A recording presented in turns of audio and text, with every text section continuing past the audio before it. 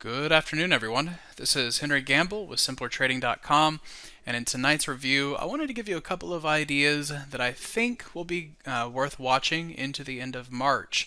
Into the end of February, we may still see some weakness in the indexes, and through that, I think you have to be willing to tolerate it to a certain degree.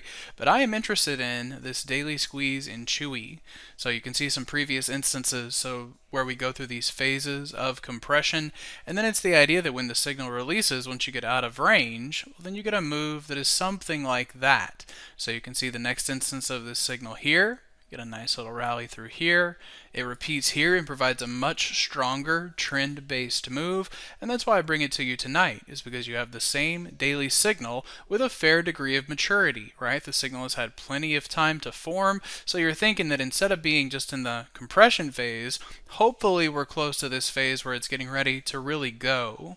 So I like that one with the idea of movement higher into March. I'll continue to defend that idea as long as we trade above 100.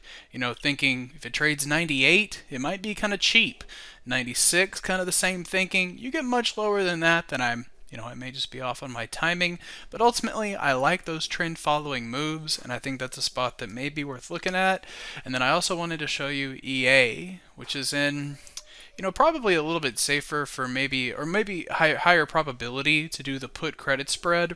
A lot of times when I look at daily squeezes, I grew up so directional, so I really focus on buying calls. But truth be told is that this may need a little bit more time to consolidate, but I like the idea that we're eventually going to go up here and make this 2018 high. You can see it failed just shy of it here and has spent this time consolidating. Well, now we have our squeeze that is just a stone's throw from. You can step back and see this on a weekly chart.